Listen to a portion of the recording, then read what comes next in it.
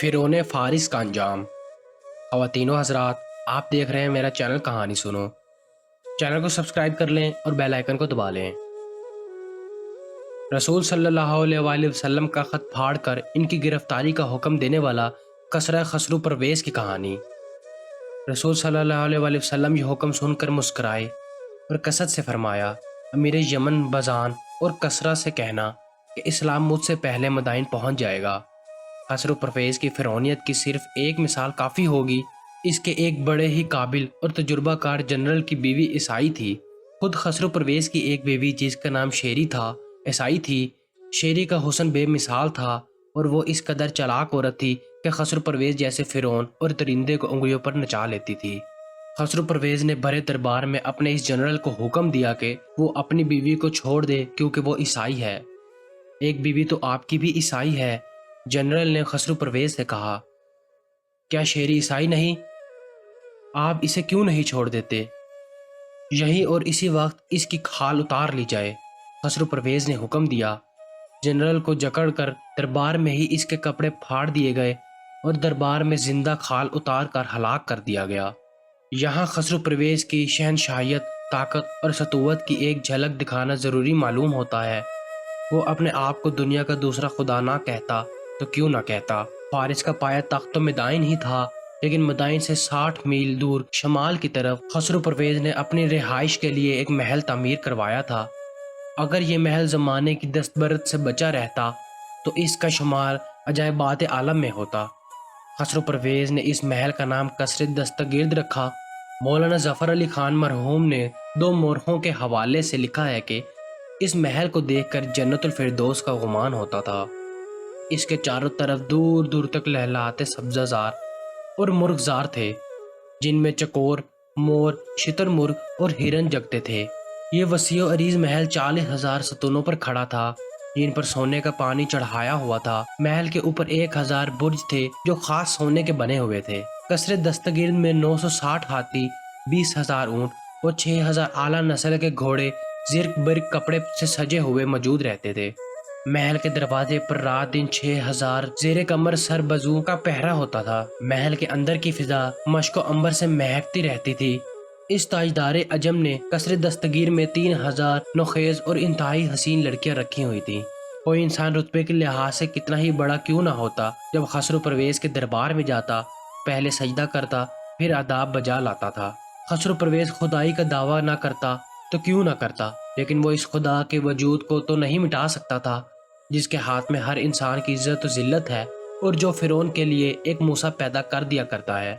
इस आतिश परस्त फिरौन की ज़वाल की दास्तान बड़ी तवील और इबरतनाक है, लेकिन इस फिरौन अजम का जिक्र मुख्तसर करते हैं। इस ज़माने की तहरीरों से पता चलता है कि खसरू परवेज़ का जाहो जाल और इसकी जंगी कुव्वत देखकर सब कहते थे कि सारी दुनिया सल्तनत फारिस में आ जाएगी, लेकिन हालात ने ऐसा पलटा खाया कि खसरू परवेज़ जन्नत नज़ीर कसरे दस्तगीर से चोर दरवाजे से भागा। उसके साथ 6,000 पहरेदार नहीं थे, 960 हाथी नहीं थे, 20,000 ऊँट और 6,000 घोड़े नहीं थे। ना उसके साथ 3,000 हसीन लड़कियां थीं। उसके साथ अपनी चहीती मलका शेरी थी और सिर्फ 2 कनीज़ें थीं। इस बेसर समानी के आलम में वो कसरे दस्तगीर से निकला और 60 मील चल कर मैदान पहुंचा तो मखलूक खुदा इसके रस्ते में सजदा ज़ेर हो गई। खसरू परवेज़ की जान में जान आई। उसके कसरे दस्तगीर में कसरे रोम हरकल पहुंच गया था। खसरू परवेज़ ऐसा दिल बर्दाश्ता हुआ कि फैसला कर लिया कि तख्त फारिस से दस्तबेदार होकर अपने महबूब बेटे मरवा जोया को तख्त पर बिठाएगा, मगर उसे एहसास तक न था कि उसकी हसीन तरीन और चहीती मलका शेरी का भी एक नौजवान बेटा है। वो ये भी भूल गया था कि शेरी उसकी जोजियत से दस्तबरदार हो जाएगी, तख्तो ताज से दस्तबेदार नहीं होगी। खसरू परवेज़ का फिरौनी दिमाग बहुत कुछ भूल गया था और ये सोच तो इसके जहन में आई ही नहीं थी कि इसने अल्लाह के रसूल सल्लल्लाहु अलैहि वसल्लम के पैगाम हक की तौहीन की थी। शेरी ने अपने तलिस्मानी हुस्न और आयारी और जुबान के जादू से जिस तरह खसरू परवेज़ को राम कर रखा था, इसी तरह उसने उमराए सल्तनत को अपनी मुट्ठी में लेना शुरू कर दिया। ज़रो जौहरात की और कमसन हसीनाओं की इसके बाद कमी नहीं थी। इसका अपना हुस्न सहर अंगेज था। उमरा और जनरल मशहूर होकर इसके जाल में आते गए और वो इन सब को अपने बेटे के हक में और अपने खामन खसरू परवेज़ के खिलाफ करती गई। शेरी के अपने बेटे का नाम शेरवा था اس کا یہی اعزاز کافی تھا کہ وہ ملکہ شیری کا بیٹا تھا۔ اس نے فوج کو اس طرح اپنے ساتھ ملا لیا کہ در پردہ فوج میں یہ خوشخبری پھیلا دی کہ شیروا تخت پر بیٹھے گا تو افسروں اور سپاہیوں کی تنخواہ بڑھا دی جائے گی اور مال غنیمت میں سے حصہ ملے گا، اور کئی اور مراد بھی دیے جائیں گے۔ عیسائیوں تک یہ خوشخبری پہنچا دی گئی، انہیں مذہبی آزادی ملے گی اور انہیں درجہ اول کی شہریت دی جائے گی۔ خسرو پرویز اس سازش سے بے خبر تھا، اسے شک تک نہ ہوا کہ شیری اس کی آستین کا سانپ بن گئی ہے۔ خسرو پرویز نے اپنی تخت سے دستبردار ہونے کا اعلان نہیں کیا تھا۔ ایک روز شیروا نے باپ کو حکم دیا کہ وہ تخت سے دستبردار ہو جائے۔ خسرو پرویز نے حکم دیا کہ اس کے بیٹے شیروا کو قتل کر دیا جائے، لیکن اس کا حکم ایسا ہی تھا کہ جیسے کسی نے ہوا میں تیر چلایا ہو۔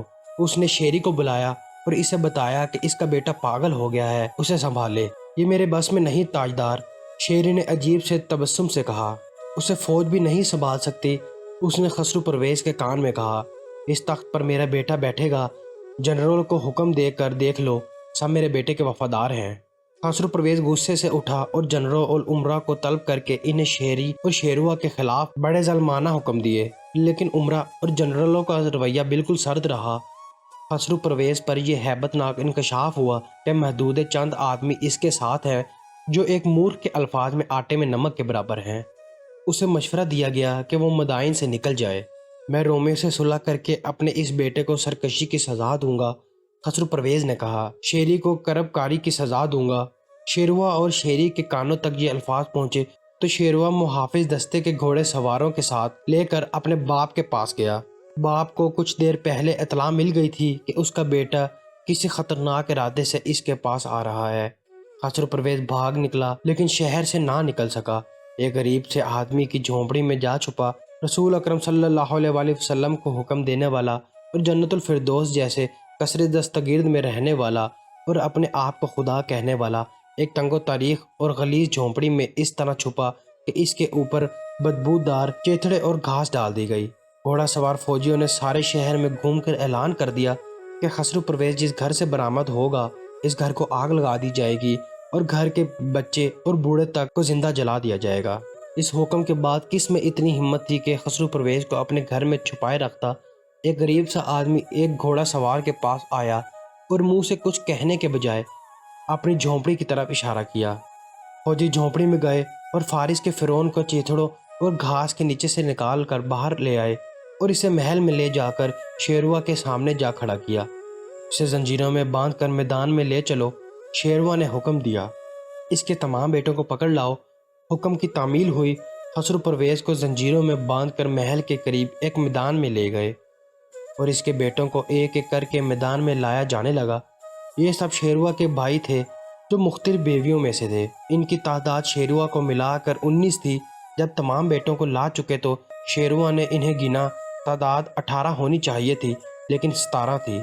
ایک کم ہے، شیروا نے کہا، ان میں یزد گرد نہیں ہے، اسے بلاؤ۔ بہت سے لوگوں نے محل کا کونا کونا دیکھ لیا۔ شہر میں اعلان کر دیا گیا کہ یزد گرد اور اس کی ماں کو پناہ دینے والے کے گھر کو آگ لگا کر گھر کے ہر فرد کو زندہ جلا دیا جائے گا، لیکن اس ماں بیٹے کا کہیں سراغ نہ ملا۔ کسی کو معلوم نہ تھا کہ خسرو پرویز کا ایک دوست ساران بھی غائب ہے۔ اس وقت یزد گرد اپنی ماں کے ساتھ مدائن سے بہت دور پہنچ چکا تھا۔ ساران ان کے ساتھ تھا۔ ساران نے قبل از وقت پانپ لیا تھا کہ شیروا اپنے کسی بھائی کو زندہ نہیں چھوڑے گا۔ وہ خسرو پرویز کے غائب ہوتے ہی یزد گرد اور اس کی ماں کو قریب سے کسانوں کے بھیس میں شہر سے نکال کر لے گیا تھا۔ ان سب کو ایک ایک کر کے قتل کر دو، شیروا نے حکم دیا۔ ان کے باپ کے سامنے لے جا کر قتل کرو۔ وہ کیا ہولناک منظر ہوگا۔ خسرو پرویز کے ایک بیٹے کو اس کے سامنے لے جاتے اور تلوار کے ایک ہی وار سے اس کا سر تن سے جدا کر دیا جاتا۔ ان میں کمسن بچے بھی تھے، نوعمر لڑکے اور جوان بھی تھے، اور ان میں وہ نوجوان مروہ زویہ بھی تھا جسے خسرو پرویز اپنی جگہ تخت نشین کرنا چاہتا تھا۔ اسے وہ اپنا سب سے پیارا بیٹا سمجھتا تھا۔ بھائیوں میں سب سے بڑا شیروا تھا۔ ان کی مائیں دور کھڑی چیخ چلا رہی تھیں۔ ان میں سے جس کے بیٹے کو آگے لے جاتے اس کی ماں فریادیں کرتی آگے دوڑ پڑتی۔ فوجی اسے دھکا دیتے اور گھسیٹتے دور جا پھینکتے۔ شیری محل کے دریچے میں کھڑی یہ ساری کاروائی دیکھ رہی تھی۔ وہ واحد ماں تھی جس کے چہرے پر سکون اور اطمینان تھا۔ شیروا نے اپنے 17 بھائیوں کو قتل کروا دیا اور اپنے باپ کے متعلق حکم دیا کہ اسے قید خانے میں سب سے زیادہ تنگ و تاریخ اور گندی کوٹری میں بند کر دیا جائے۔ خسرو پرویز نے اپنے بیٹے سے استدعا کی کہ اسے آزاد کر دیا جائے تو وہ سلطنت فارس سے نکل جائے گا، لیکن بیٹے کے دل میں رحم پیدا نہ ہو سکا۔ وہ اپنے تخت پر منڈرانے والے تمام خطرات ختم کر رہا تھا۔ میں تمہیں قید خانے میں زیادہ دن نہیں رکھوں گا، شیروا نے باپ سے کہا، جلدی رہا کر دوں گا۔ خسرو پرویز کو قید خانے میں ایک تاریک کوٹری میں بند کر دیا گیا۔ اس کے ساتھ ہی شیروا نے ایک آدمی کو بلایا۔ تاریخ میں اس آدمی کا نام نہیں لکھا۔ شیروا نے اسے کہا کہ قید کے 5ویں دن وہ قید خانے میں جا کر خسرو پرویز کو قتل کر دے۔ اب شیروا سلطنت فارس کا شہنشاہ تھا۔ قید میں خسرو پرویز کی 5ویں شام تھی۔ وہ تاریک کوٹری میں نیم فاقہ کشی کی حالت میں پڑا تھا۔ کوٹری کا دروازہ کھلا۔ خسرو پرویز نے پوچھا، کون؟ میں کسرا فارس کو رہا کرنے آیا ہوں۔ اس آدمی نے کہا، اٹھو اور اس اذیت ناک زندگی سے آزاد ہو جاؤ۔ اور خسرو پرویز خوشی خوشی اٹھا۔ وہ دروازے کی طرف مڑا ہی تھا کہ اس آدمی کا خنجر خسرو پرویز کے دل میں اتر گیا۔ خنجر باہر نکالا اور ایک بار پھر دل میں اتر گیا۔ خسرو پرویز اذیت ناک زندگی سے آزاد ہو گیا۔ اس کے بیٹے نے اپنا وعدہ پورا کر دیا تھا۔ شیروا خسرو پرویز کا ہی بیٹا تھا اور وہ شیری جیسی عیار حسینہ کے بطن سے پیدا ہوا تھا۔ ناگن کا بیٹا سانپ ہی ہوتا ہے۔ اسے خسرو پرویز کے قاتل نے اس امید پر بڑی خوشی سے آ کر بتایا کہ وہ اس کے حکم کی تعمیل کر رہا ہے کہ اسے انعام ملے گا۔ تم نے میرے باپ کو قتل کیا ہے، شیروا نے کہا۔ ہاں تاجدار فارس، اس آدمی نے کہا، آپ کے حکم کی تعمیل میں ذرا سی بھی تاخیر نہیں ہوئی۔ اپنے باپ کے قتل کا انتقام لینا میرا فرض ہے، شیروا نے کہا۔ میں تمہیں زندہ نہیں چھوڑ سکتا۔ اور شیروا نے تلوار نکال کر اس آدمی کو قتل کر دیا۔